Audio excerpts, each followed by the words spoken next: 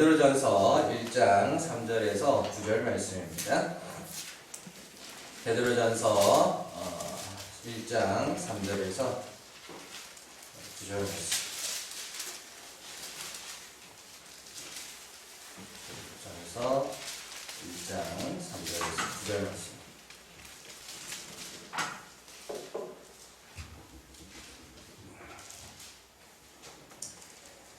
같이 읽습니다. 우리 주 예수 그리스도의 아버지 하나님을 찬송하리로다. 그의 많으신 긍휼대로 예수 그리스도를 죽은 자 가운데서 부활하게 하심으로 말미암아 우리를 거듭나게 하사 산 소망이 있게 하시며 썩지 않고 더럽지 않고 새하지 아니하는 유업을 있게 하시나니 곧 너희를 위하여 하늘에 간직하신 것이라. 너희는 말세에 나타내기로 예비하신 구원을 얻기 위하여 믿음으로 말미암아 하나님의 능력으로 보호하심을 받았느니라. 그러므로 너희가 이제 여러 가지 시험으로 말미암아 잠깐 근심하게 되지 않을 수 없으나 오히려 크게 기뻐하는도다. 너희 믿음의 확실함은 불로 연단하여도 없어질 금보다 더 귀하여 예수 그리스도께서 나타나실 때에 칭찬과 영광과 존귀를 얻게 할 것이니라. 예수를 너희가 보지 못하였으나 사랑하는도다. 이제도 보지 못하나 믿고 말할 수 없는 영광스러운 즐거움으로 기뻐하니 믿음의 결국 곧 영혼의 구원을 받음이라. 아멘. 말씀 나누겠습니다. 오늘 부활절입니다. 그게 나와 무슨 상관인가? 오늘은 우리가 부활주일로 지키고 있습니다. 원래 달력상에 보면 지난주로 되어 있죠. 교회 달력으로 보면 지난주가 부활주일인데, 부활주일은 춘분 후 만월이 지난, 춘분이 지나고 첫 번째 보름달이 뜨면 무슨 늑대소년 같은 그런 건데, 춘분 후 만월이 지난 첫 주일이 부활주일이에요. 그래서 그걸 이렇게 계산을 해가지고, 그래서 달력이 한 주 내지 많게는 2주 정도까지 차이가 나는 그런 모습들이 나타나는데, 그렇게 카톨릭에서 정한 거예요. 그렇게. 그래서 부활절의 원래 명칭은 유월절을 뜻하는 파스카였어요.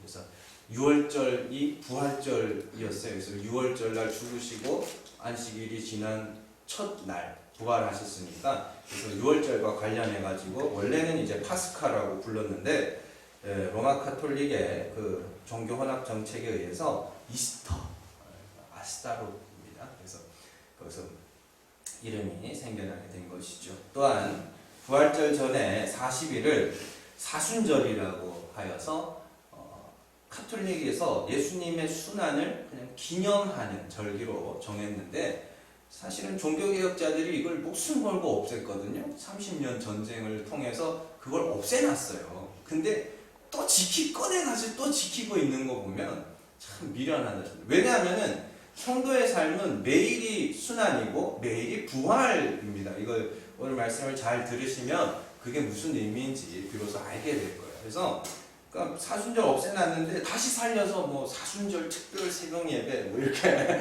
만들고 하는데 아무 의미 없는 거예요. 그런 겁니다.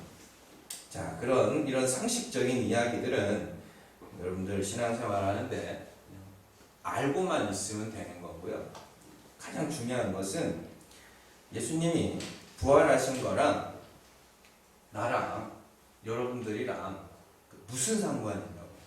그게 그냥 내가 좋아하는 어떤 이가 죽었다가 살아나셨어. 죽었다가 살아났어. 내가 좋아하는 어떤 사람이 죽었다가 우와 신기하다. 그 정도예요. 그럼 여러분들하고 아무 상관없는 거예요. 그거는 텔레비전에 나오는 연예인들이 어디 가가지고 영화제에서 대상을 받았네. 내가 좋아하는 운동팀이 해가지고 우승을 했네. 그 여러분들하고 잠깐 그냥 기분 좋고 마는 거죠. 내가 응원하는 사람이 그냥 그렇게 우승을 했다니까. 그거 뭔 상관이냐고. 예수 그리스도께서 십자가에 죽으시고 부활하신 게 뭔 상관이냐고요. 그걸 알아야 될 거 아닙니까? 결론부터 말씀을 드릴게요. 잘 기억을 하셔야 됩니다. 예수 그리스도의 죽으심과 부활은 하나님이 죽은 자를 살리시는 분이심을 우리에게 보여주신 거예요. 하나님이 그런 분이라는 것을 우리에게 보여준 거예요. 증명, 확증한 거라고. 그거. 왜 증인이라 하는지 아시겠어요? 보고 깨달았던, 하나님이 그런 분이구나. 하나님은 죽은 자를 살리시는 분이구나라는 것을 보여주신 거예요. 그래서 오늘 말씀 뒤에 1장 21절 한번 보세요. 베드로전서 1장 21절입니다. 같이 읽습니다. 너희는 그를 죽은 자 가운데서 살리시고 영광을 주신 하나님을 그리스도로 말미암아 믿는 자니 너희 믿음과 소망이 하나님께 있게 하셨느니라. 아멘. 잘 보세요. 여기서 너희는 그를 할 때 그는 예수 그리스도입니다. 예수 그리스도를 죽은 자 가운데서 살리시고 영광을 주셨다. 뭐예요? 하나님의 아들 보좌 우편에 앉히셨다는 거죠. 영광을 주신 하나님을 누구로 말미암아? 그리스도로 말미암아 믿는 자니. 그러면서 너희의 믿음과 소망이 누구에게? 하나님께 있게 하려 함이라. 이렇게 돼 있어요. 자, 그 말은 뭐냐면 예수 그리스도의 죽으심과 부활이 하나님은 그런 분이야 라는 걸 우리에게 나타내셨고, 그리고 그걸 믿는 자들에게 뭘 주셨다는 거예요? 다시 살 소망을 주셨다는 이야기입니다. 자, 그러면은 그 부활, 그리스도의 부활이 비로소 나와 관계 있는 게 됩니다. 예수 그리스도께서 하나님은 죽은 자를 살리시는 하나님이심을 내게 보여주셨고, 이제 내가 그리스도를 통하여 하나님이 그런 분인 줄 알았으면 이제 뭐 하면 돼요? 잘 죽으면 돼요. 이거 아닙니다. 잘 죽으면 돼요. 그거는 하나님은 죽은 자를 살릴 정도로 많은 능력이 있다는 이야기가 아니고 하나님 반드시 그런 분이라는 이야기입니다. 반드시 죽은 자를 살리셔야 되기 때문에 우리는 반드시 뭐 해야 돼요? 죽어야 돼요. 근데 우리 힘으로 못 죽어서 그 죽음마저도 누가? 성령의 도우심으로 말미암아 죽게 만드시는 거예요. 로마서로 한번 가보세요. 로마서 4장 17절 말씀입니다. 로마서 4장 17절.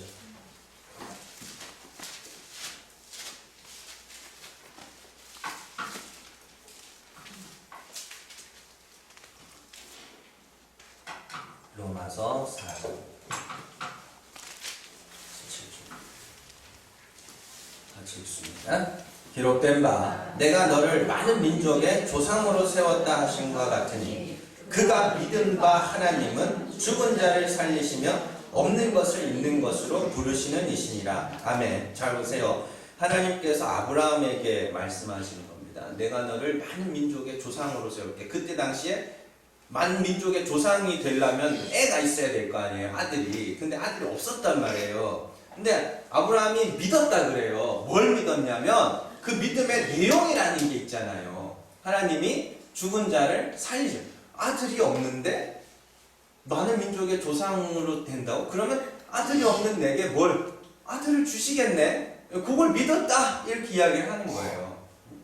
그러면서 24절로 한번 가세요. 4장 24절. 같이 읽습니다. 의로 여기심을 받을 우리도 위함이니 곧 예수 우리 주를 죽은 자 가운데서 살리신 이를 믿는 자니라. 예수 우리 주를 죽은 자 가운데서 살리신 이가 누구예요? 하나님 아닙니까? 그 예수 그리스도의 죽으심과 부활을 통하여서 내가 비로소 하나님이 죽은 자를 살리시는 하나님이심을 믿게 되었어. 그 이야기를 합니다. 자, 그러면 죽은 자를 살리신 이로 믿는 우리에게 하나님이 요구하시는 게 뭐냐면 예수 그리스도와 같은 모양으로 죽는 거예요. 6장으로 보세요. 로마서 6장 5절 한번 가보세요. 로마서 6장 5절.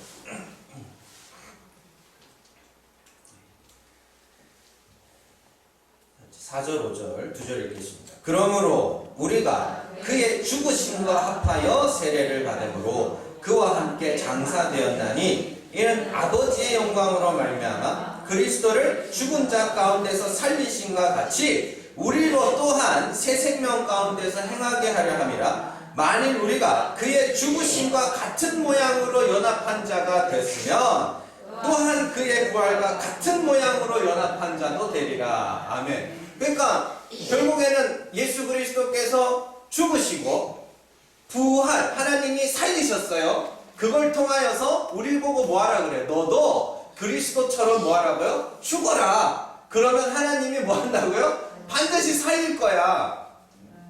그거예요, 결국에는. 그게 부활의 의미입니다. 그래서 예수 그리스도를 처음 난 자라고 부르죠. 골로새서가 처음 난 자. 그러니까 그걸 보고 하나님이 부정모혈로 처음 낳은 예수 그리스도 피조물이냐? 그게 아니라 예수님이 처음 났다는, 죽은 자 가운데서 처음 났다는 뜻이에요. 부활의 첫 열매라 그러잖아요. 죽은 자 가운데서 처음 났고 이제 그를 따르는 우리도 그리스도처럼 죽은 자 가운데서 살아나게 될 것이다. 이런 이야기를 하는 거란 말이에요. 그러면 비로소 내가 죽으면 비로소 그리스도의 십자가와 부활이 나와 관계 있는 부활이 되는 거예요.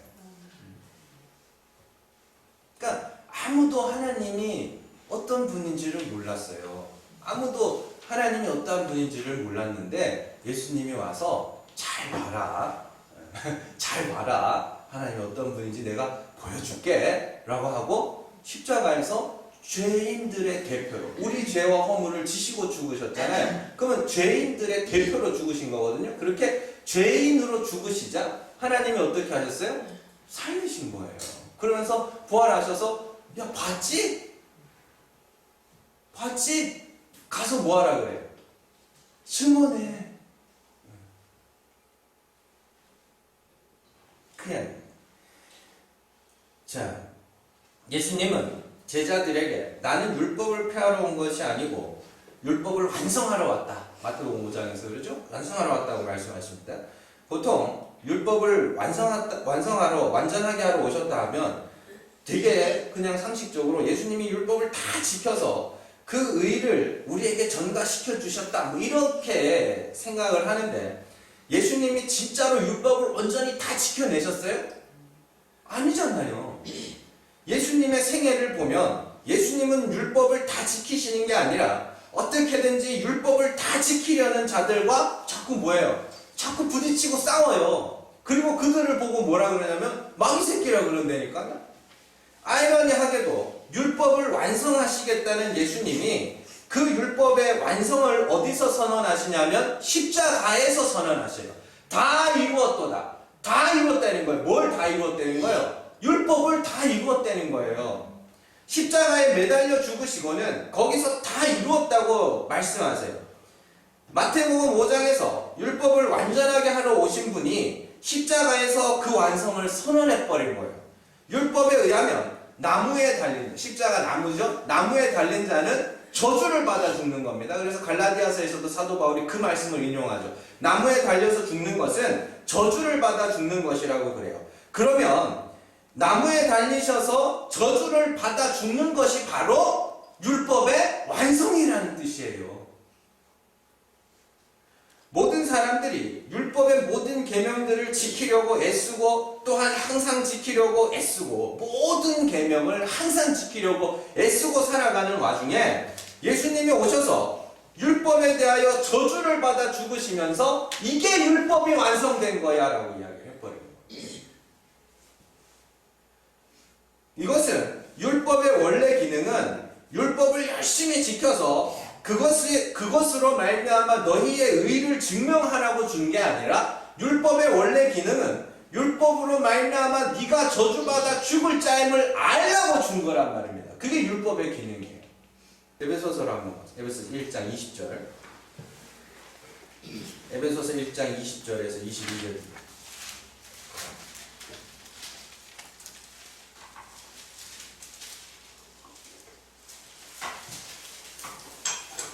20절에서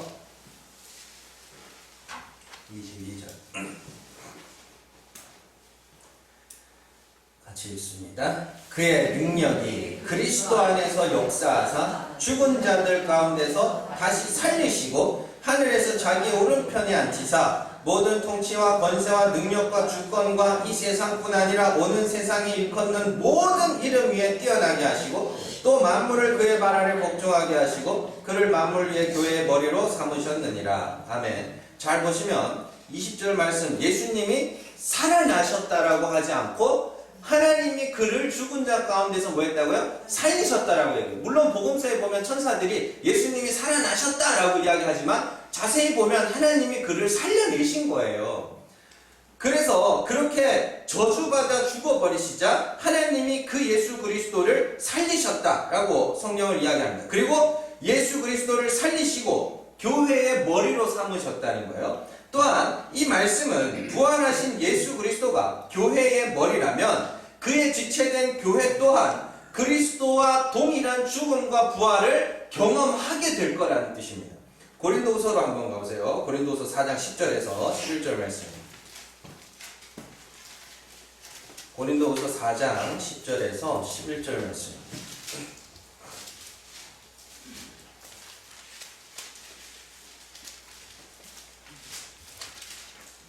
같이 읽습니다. 우리가 항상 예수의 죽음을 몸에 짊어짐은 예수의 생명이 또한 우리 몸에 나타나게 하려 함이라. 우리 살아있는 자가 항상 예수를 위하여 죽음에 넘겨짐은 예수의 생명이 또한 우리 죽을 육체에 나타나게 하려 함이라. 아멘. 여기서 중요한 단어가 예수의 죽음이라는 단어입니다. 예수 그리스도의 죽음을 몸에 짊어진다는 것은 예수 그리스도께서 율법에 대하여 저주를 받아 죽은 그 죽음을 우리도 맛보게 될 것이다 라는 뜻입니다. 다른 말로 날마다 내가 저주받을 죄인으로 드러나는 이유는 그리스도의 생명, 다른 말로 하나님의 다시 살리시는 은혜가 우리 몸에 나타나게 하려 합니다. 이렇게 이야기합니다. 그러니까 날마다 뭐 하는 거예요? 날마다 죽음으로 넘겨지고 그 죽음의 자리에서 다시 살리실 하나님의 은혜를 소망하게 된다는 뜻입니다. 한마디로 내가 죄인임이 드러날 때마다 예수 그리스도의 십자가로 달려가 그와 함께 죽고 또한 하나님이 그를 죽은 자 가운데서 살리내셨듯이 우리도 그런 모양으로 다시 살게 될 것이라는 것을 확인하라는 뜻이에요. 그러니까 사망과 부활은 죽은 이후에 다시 살아나서 뭐 천국과 지옥으로 갈라지는 그런 사망과 부활이 아니에요. 성도는 반드시 이 땅에서 사망과 부활을 경험해야 되는 거예요. 그래서 계시록에 가면 첫째 부활, 둘째 사망이 있단 말이에요. 그건 첫째 사망이 있고 둘째 부활이 있다는 뜻이에요.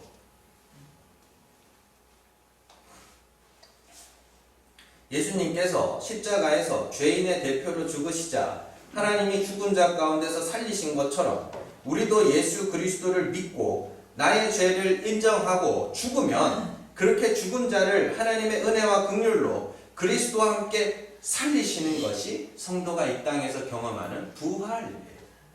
이 부활은 성도가 수시로 경험해야 되는 부활이라고 사도 바울이 이야기하고 있는 겁니다. 그런데 여러분들, 내가 죄인임을 고백하는 것을, 나의 죄있음을 고백하는 것을 왜 죽음이라고 비유를 할까요? 그건 그만큼 힘든 거기 때문이에요. 근데 이론과 실제는 다릅니다. 네. 이론으로는 그럴듯한 이야기가 실제로 우리에게 나타났을 때는 그건 굉장히 많이 달라요. 나의 죄있음을 인정하려고 해보세요. 억지로 인정하려고 해보세요. 그게 되나? 잘 안 되지.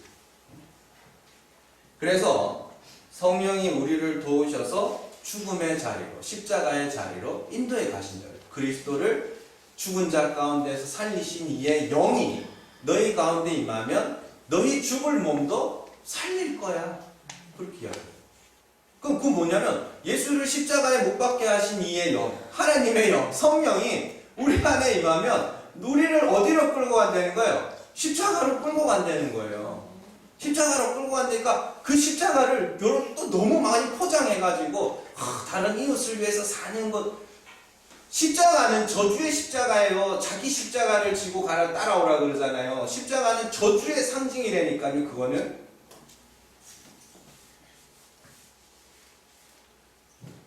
그러니까 율법이라는 것은 우리를 죽여서 살리기 위한 도구예요. 그것 자체로는 사람을 살릴 수 없으나 그 율법이라는 것을 통하여 십자가의 그리스도로 나아가게 되면, 그 율법이라는 걸 통하여 내가 죽을 저주받을 죄인임을 알게 되면 그 십자가가 내 십자가가 되는 거고, 거기서 나를 대신하여 죽으신 그리스도와 죽은 자를 살리시는 하나님을 거기서 비로소 보게 된다는 뜻입니다.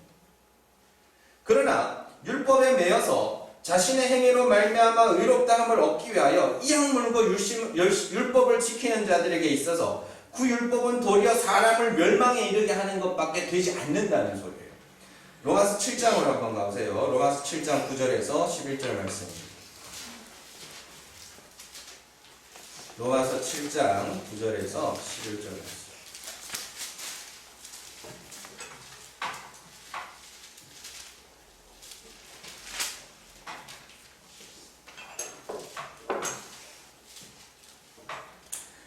같이 읽습니다. 전에 율법을 깨닫지 못했을 때에는 내가 살았더니 계명이 이름에 죄는 살아나고 나는 죽었도다. 생명에 이르게 할 그 계명이 내게 대하여 도리어 사망에 이르게 하는 것이 되었도다. 죄가 기회를 타서 계명으로 말미암아 나를 속이고 그것으로 나를 죽였는지라. 12절. 이러고건대 율법은 거룩하고 계명도 거룩하고 의로우며 선한도다. 아멘.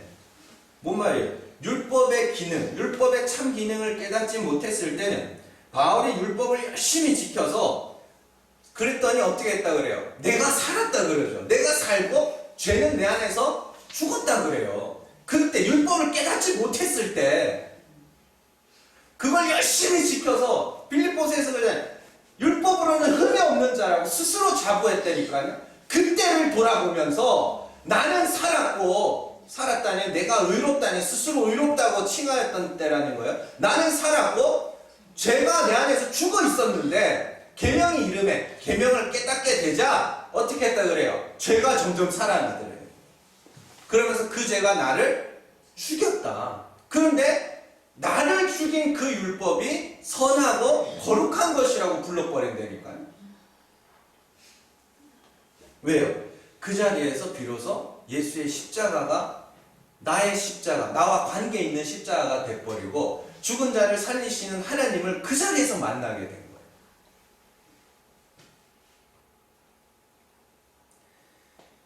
그리스도와 함께 죽고 죽은 자를 살리시는 하나님이 그와 함께 나도 살리실 줄을 믿으면 그들을 부활한 자, 그걸 거듭남, 중생이라고 이야기하는 거예요. 여러분들, 인간은 그 존재 홀로 하나님 앞에 살았다 할 수 없는 자들이며 예수 그리스도와 연합할 때 비로소 하나님 앞에 산 자가 되는 겁니다. 그건 창세기부터 이미 모형으로 해놓고 있죠. 그래서 아담과 하와가 둘이 한 몸을 이루었다. 그래서 한 사람인데 둘이 하나가 돼야 이게 사람이지 라고 이야기를 하는 거란 말입니다. 그걸 알라고 하나님이 이 땅에도 없는 천국에도 없는 결혼이라는 걸 이 땅에 허락하신 거예요. 둘이 하나가 돼야 비로소 뭐 하는 거예요? 사람 구실을 하는 거예요. 그건 모형입니다. 그래서 진리를 아는 자들에게는 결혼 안 해도 아무 상관없다고 고린도전서에서 사도 바울이 그렇게 이야기를 하는 거예요. 그러니까 남자와 여자가 하나가 되듯이 우리가 연합해야 될 대상을 누구라 그래요? 예수 그리스도라 그래요. 그런데 그 연합이 어디서 일어나냐고요? 십자가에서 일어나잖아요. 거기는 하나님의 저주의 자리입니다. 심판의 자리라고요. 그러면 우리 그리스도의 신부들, 교회들을 예수님이 어디서 초청하고 있는 거예요? 어디서 결혼하자고? 십자가에서. 거기서 만나자는 거예요. 근데 가기 싫어, 거기는. 그 하나님이 어떻게 하는 거예요? 성령의 인도하심으로 그 자리로 끌고 가는 거란 말입니다. 그걸 갈라디아서에서 사도 바울이 성령의 인도하심. 근데 육체의 소욕은 어떻게 해요? 그리로 안 가려고 그래요. 그래서 제가 그리심산과 에발산에 대해서 자주 말씀드리잖아요. 다 그리심산으로 올라가려고 그래요. 그리심산으로. 거기 가면 축복의 산에 올라 막 이러면서. 근데 하나님이 에발산 꼭대기에 뭘 해놔서요? 사람의 손이 닿지 않은, 그건 하나님이 쌓으신 단이라는 겁니다. 사람의 손이 닿지 않은 그곳에서 화목제물, 화목제사가 드려지게 된단 말입니다. 그러면은 하나님은 어디에서 기다리고 계시겠다는 뜻이에요? 에발산 꼭대기에서 기다리고 계시겠다는 뜻이에요. 뭐하라고? 여기서 내 아들이 죽었어.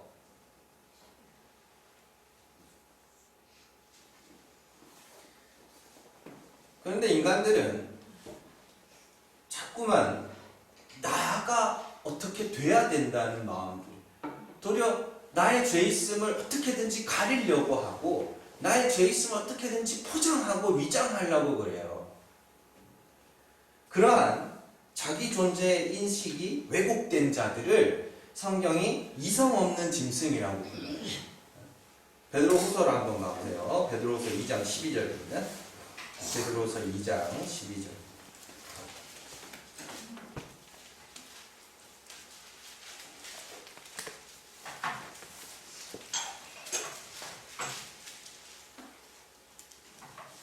같이 읽습니다. 그러나 이 사람들은 본래 잡혀 죽기 위하여 난 이성 없는 짐승 같아서 그 알지 못하는 것을 비방하고 그들의 멸망 가운데서 멸망을 당하며. 네, 유다서 1장으로 한번 가보세요. 유다서 1장 10절입니다. 유다서 1장 10절.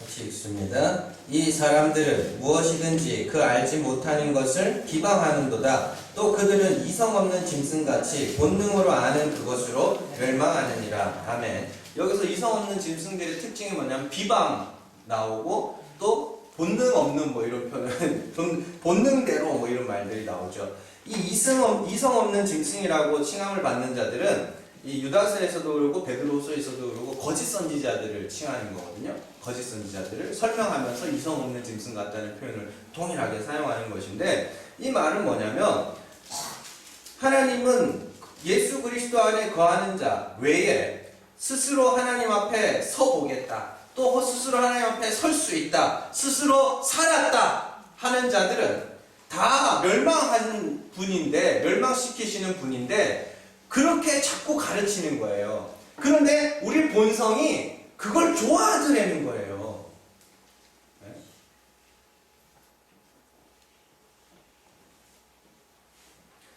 자꾸만 스스로가 거룩하다, 스스로가 경건하다, 스스로가 정의롭다, 자꾸 그렇게 하는 거를 사람들이 좋아하더라는 거예요. 그래서 이성 없는 짐승들을 따르는 이들이 훨씬 많은 거예요.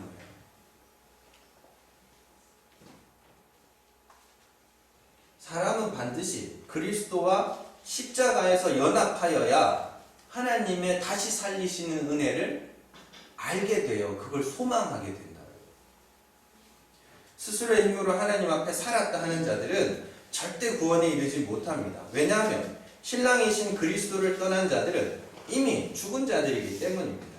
최근에 신학 동향을 살펴보면 이런 이성 없는 짐승들이 너무 많아요. 어떤 신학계 교장은 지옥이 있을 리가 없다고 그렇게 이야기를 하기도 하고, 어느 목사님은 모든 종교에는 구원이 있다라고 하고, 미국의 어느 대역교회 목사는 하나님은 사랑이시라 그가 만드신 피조물을 절대 해하지 않으실 거라고 이야기합니다. 그 이성 없는 짐승들에게 성경이 뭐라 그러냐면, 너네 노아 이야기 몰라? 너네 노아 이야기 몰라? 광야에서 40년 동안 죽은 그 사람들 이야기 몰라? 그렇게 이야기하는 거예요.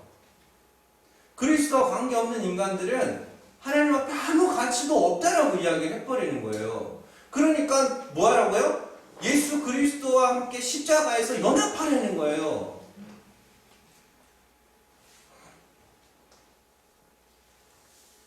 그렇게 나의 죄인됨을 인하여 내가 죽은 자임이 드러날 때 성경이 내가 죽었다 라고 이야기를 하고 그 죽음의 자리에서 대신 죽으신 그리스도를 만나고 그를 죽은 자 가운데서 살리신 하나님을 믿게 되면 그들을 거듭난 자라고 이야기를 하는 거예요. 그래서 예수님이 나는 죄인들을 위하여 왔다.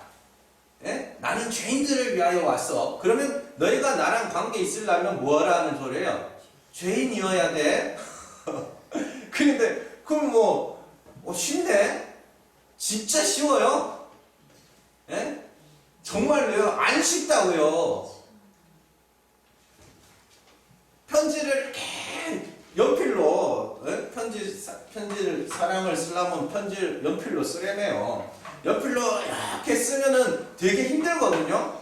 근데 그게 마음에 안 들어서 지울 때는 되게 힘들다고요. 더 힘들다고요. 마음이 아파가지고 내가 쓴 거를 지우는 게. 이 설교 원고 이게 사실 오늘 이 새벽에 일어나가지고 싹 다 뜯어 고쳤어요. 필요 없는 거 다 빼고 너무 설교가 긴 것 같아가지고 필요 없는 거 다 빼고 이제 필요한 것만 넣는다고 했는데 가슴이 미어져요. 가슴이 미어져요.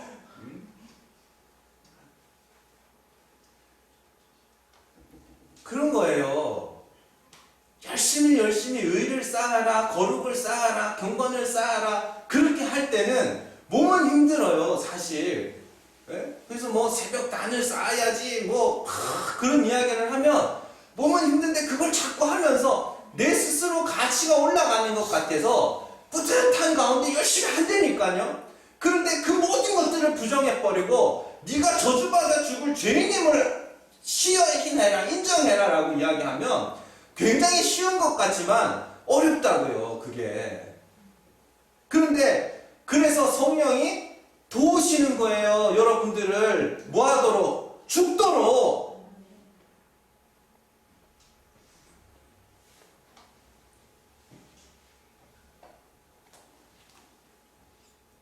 그렇게 날마다 자신의 죽음과 그리스도로 말미암은 부활을 소망하는 자, 그들에게 기쁨의 제목은 내가 가진 어떤 것, 나의 변화된 어떤 모습이 아니라 예수 그리스도와 하나님의 은혜가 되는 거예요. 그게 기쁨의 제목, 찬송의 제목으로 나타나게 되는 것이죠.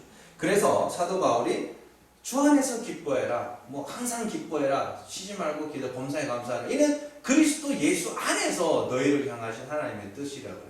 너희가 죽었음을 알고 하나님의 다시 살리시는 은혜가 확인되었을 때 그때 기뻐해.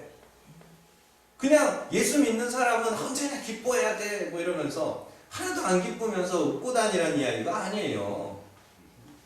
그 은혜가 너희의 삶 가운데서 확인될 때 그때 기뻐하는 거죠. 그래서 고린도서에 가면 사도 바울이 우리는 뭐라고? 우리는 근심하는 자 같으나 기뻐하는 자라고 그래요. 그 바깥에서 보면 근심이 많아요. 왜 근심이 많아요? 뭘 해놓고도 그냥 내 죄인인데 이러고 근심하는데, 근데 그 속에서는 그 죄사함과 하나님의 다시 살리신 은혜로 말미암은 기쁨이 있다는 거예요.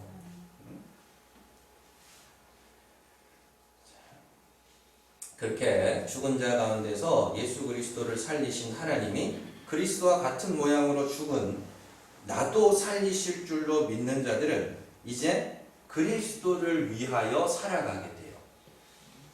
내가 가진 것, 내가 행하는 착한 일들, 구제와 봉사와 섬김과 위로가 나의 모든 날들, 모든 것들이 이제 그리스도를 위하여 살게 돼요. 그리스도를 위하여 사는 게 뭐예요? 근데 다 나와요. 고린도후서 5장으로 가보세요. 고린도후서 5장 14절에서 15절까지. 고린도후서 5장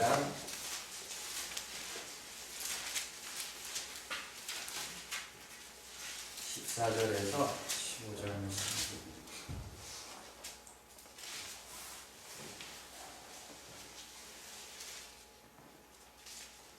같이 읽습니다. 그리스도의 사랑이 우리를 강권하시는도다. 우리가 생각하건대 한 사람이 모든 사람을 대신하여 죽었은즉 모든 사람이 죽은 것이라. 그가 모든 사람을 대신하여 죽으심은 살아있는 자들로 하여금 다시는 그들 자신을 위하여 살지 않고 오직 그들을 대신하여 죽었다가 다시 살아나신 이를 위하여 살게 하려 함이라. 아멘. 잘 보세요. 예수 그리스도가 모든 사람을 대신하여 죽으셨다는 것은 모든 사람이 다 죽었다는 뜻이고, 이제 죽은 자 가운데서 살아난 자들, 우리 이야기하는 거예요. 내 죄로 말미암아 죽고 하나님의 다시 살리시는 애를 소망하여 그렇게 산 자들에게는 어떤 일이 일어난다 그래요? 오직 그들을 대신하여 죽었다가 다시 살아나시니, 예수 그리스도죠. 예수 그리스도를 위하여 살게 하려 함이라. 그러면 그리스도를 위하여 산다는 게 뭔가? 그 바로 밑에 나와요. 18절 19절 같이 읽습니다. 모든 것이 하나님께로서 났으며 그가 그리스도로 말미암아 우리를 자기와 화목하게 하시고 또 우리에게 화목하게 하는 직분을 주셨으니 곧 하나님께서 그리스도 안에 계시사 세상을 자기와 화목하게 하시며 그들의 죄를 그들에게 돌리지 아니하시고 화목하게 하는 말씀을 우리에게 부탁하셨느니라. 여기서 화목이라는 건 뒤틀렸던 관계가 올바로 맺어지는 거예요. 그러면은 우리가 화목하게 하는 직분, 그 화목하게 하는 복음을 갖고 세상과 하나님을 화목하게 하는 그 일을 하는 것을 그리스도를 위하여 산다라고 이야기하는 겁니다. 그러니까 예수를 위하여 삽시다 그러면 전부 다 내가 어떤 모양을 갖추어야 된다고 생각해요. 착하게 살고 뭐 그런 게 그리스도를 위하여 사는 건 그게 아니라 화목하게 하는 복음. 뭐가 화목하게 하는 복음이에요? 아들이 뭐 하는 사람이에요? 아들은 뭐 하는 거예요? 네? 이번 주에 이제 머리를 깎으러 갔어요. 머리를 깎으러 갔는데 이제 미용실 블루클럽 갔는데 이제 머리 깎는 그 아주머니인데, 제가 거기 가면 제가 성격이 살갑고 이런 편이 아니고 낯도 많이 가려가지고 말을 안 해요, 어디 가도. 그래서 여기 올려서 짧게 쳐주세요. 그럼 가만히 앉아있거든요.